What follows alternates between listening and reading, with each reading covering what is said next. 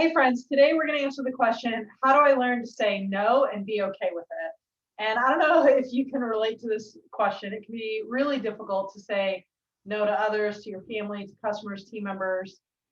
Personally, I'm a yay, let's do it person. And so even the idea of no and being okay with it feels impossible to me when it's framed that way.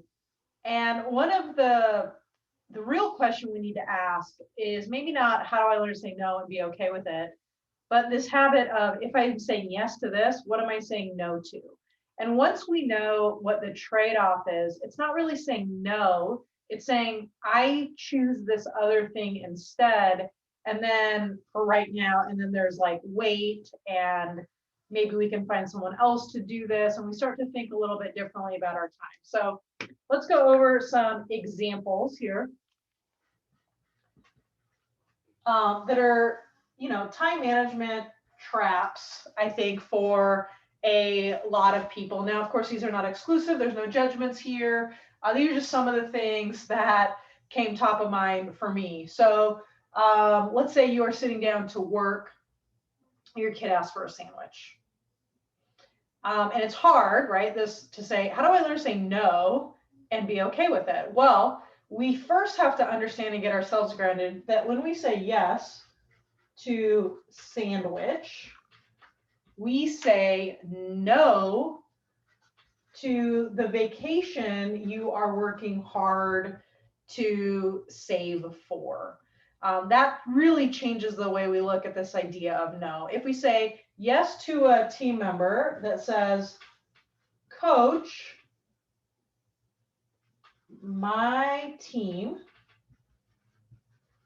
we are saying no to my own personal recruits in the same thing, right? Because that time gets spent. Now, sometimes the trade-off is worth it, but we have to really start thinking about that. Saying yes to doom scrolling means to say no to exercise.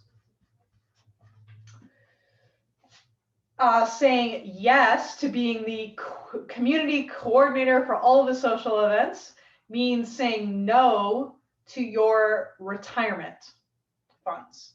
But it works the other way, in a good way as well. Full disclosure, I was procrastinating on this video, putzing around a little bit. And what I realized is when I was saying yes to being a little unfocused, maybe being a little bit lazy, kind of just walking around the house like going like this, right? I was saying no to finishing early this week. I was saying no to the peace that I would have knowing all of my videos were recorded on time. I would be saying no to new clients. And so even saying yes to, walking around the house or block aimlessly, I was saying no to something else. And to me, the putzing around the house was not, that trade-off wasn't worth it. And so I think if we start with this question of, if I'm saying yes to this, what am I saying no to? It's just a good place to start with being able to know what to say yes and no and wait to. Understanding trade-offs is going to really help us understand our priorities when it comes to making good decisions with how we spend our time and energy. So that's enough of that. So a few other useful ideas for you that have helped me and my clients, and so I'm going to share those with you as well, just because they're on this topic, and I think they're going to be helpful for you. So number one is be proactive in deciding your goals for your business and your availability. For example, I know that I can have 6 to 7 one-on-one clients at a time before I start to run out of steam. If I say yes to clients 8, 9, and 10, I say no to a sharp mind or the ability to take a long weekend when it's like President's Day or Labor Day or something like that, because I have to be able to deliver that coaching. And so then my response can be, yes and wait is a great alternative for me to no. And sometimes that just takes it off the table. The other person takes it off the table. So I'd love to, and I'd be glad to put you on a wait list for the next time we have an opening, right? Yes and wait. Then they can respond with, okay, great, I'll wait, or I'll jump into a different option instead. But now they feel a little bit more empowered. Number 2, try this verbiage. I would love to. My project list is currently full. Can we connect later so I can give this my full attention? And these are the things that you want to say yes to, but in saying yes, you would be completely like, you just have way too much. And I just want to remind every single entrepreneur out there that the most important person to retain is yourself. Now, sometimes you will work I've had seasons where I've worked really, really hard, more than what I would normally do, because sometimes self-care looks like reaching your income goals and providing that security for your family or taking advantage of opportunities. Other times it doesn't. And so if your project list is full, I think it's okay to say that. But the important part about having the project list full kind of goes back to number 1 of knowing your business and your availability. The third idea that I have for you is that role modeling is better than putting out fires. Now, for me, my ego loves to put out fires. It makes me feel important. My ego doesn't like creating stuff like this video because, like, what if it doesn't work? What if you guys don't like the fact that I'm standing up, that I switch from this to that, to writing on the board? And should I, right? Like, my ego is really concerned about whether or not you're distracted by the fact that my wrist is taped.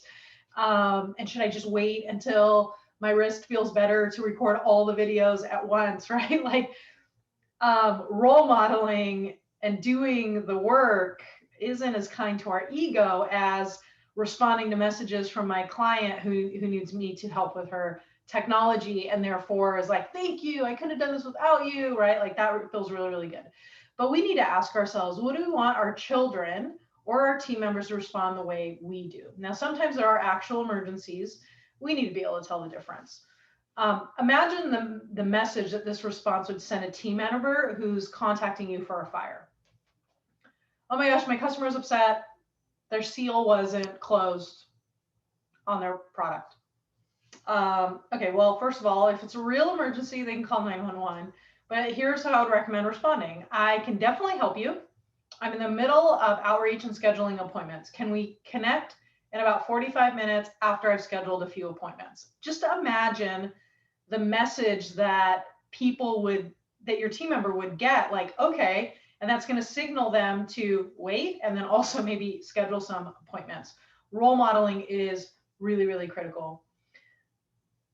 Number 4, transparency in tasks help. I like to be specific with the things I put on my calendar as the dates go closer. So instead of outreach, try schedule 1 appointment and connect with 10 people. Then it's a lot easier to communicate to the people that you need to say no to. If you know it, like, just responding with, I'm working, I can't, I think is so vague. And when we work from home, I think it makes people feel like they're being ignored or they're not important and they don't really understand. And I don't think this is just our kids. I think this can be our spouse, our friends, etc. I think that can be anyone, because we haven't really let them in. We're just like, it's work, and you're like, shut out. But when we have transparency, like I just told the kids, they're playing video games right now. I was like, I'm going to go record a video right now. Well, first of all, that holds me accountable. It also lets them know that they probably shouldn't knock on my door right now. And so I don't even need to say no to them because they sort of know what's going on.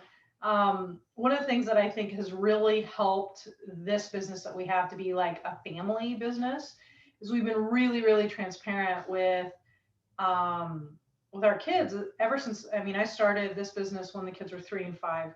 Really transparent with all things, sales numbers. They actually know how much I charge for coaching. Just for context, they know they're smart, right? Haley turns 9 next month. Probably by the time this airs, she's probably already turned 9. Zoe's 11. and they're smart and they get it, right? So if I tell them I'm going to go record videos, I'm going to go record training videos, I'm going to go and do like this, and then they ask, well, what's advertising? And I explain it to them.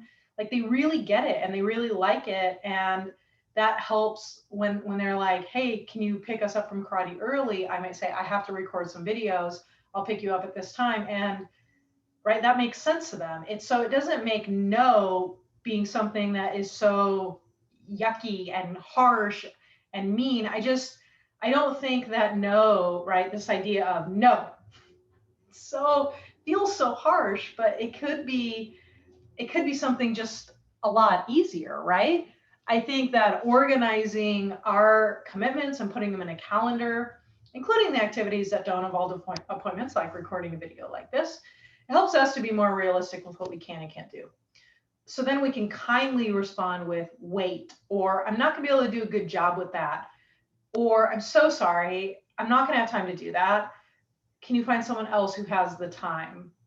It allows us to be, I think, so much kinder when we have a reason. They aren't really no responses, but they feel a lot better because they're so honest and simple. And I just think that giving people legitimate reasons why you're not able to do something really helps them to understand and build trust. I don't think that doing everything for someone all the time is the thing that builds trust. I think the thing that builds trust is honesty, right? And following through on commitments that you can do, but not necessarily at the detriment of who you are. I don't think the people around us want us to fail and flounder and be unsuccessful because we're constantly helping them with their things, right? And so I think that's just super helpful to think about. And I just want to wrap this up, this idea of how to say no, and kind of look back to a quick story about role modeling. One of my previous clients, her name is Jessica, and she's super successful. She's top rank of her company, super successful. And at this time, her daughter was maybe 11. Now she's 14, maybe 15. And she's the youngest professional soccer player, female soccer player that's ever played professional soccer. So this was back when her daughter was 11, and she said something on this concept of balance and saying yes and no and all those things. And she says, my daughter believes that she can accomplish her dreams, right? And so this is not like a little like, oh, accomplish her, like her daughter's dream is to be on the Olympic soccer team, is to be, right, like the best soccer player that has ever existed or something like that, right? She says, my daughter believes she can accomplish her dream. So that's the context of that dream. And do you know why she believes she can? Because she watched me accomplish mine. And so if it's hard for us, like if we say yes, let's go back to our little thing here as we wrap up. We go back to this idea of saying yes. When we say yes to yes, right, we are saying no to being a good role model for those around us, around boundaries, because I don't think any human can do every single thing. And we would want our children, we would want our team members to be able to say yes to their dreams and their goals and their accomplishments and their vacations and their retirement and all of those things. So hopefully that encourages you a little bit. I hope this video is helpful for you. And I hope that my wrist wasn't that distracting. And I think that's it for today. Have a great day, and we'll talk soon.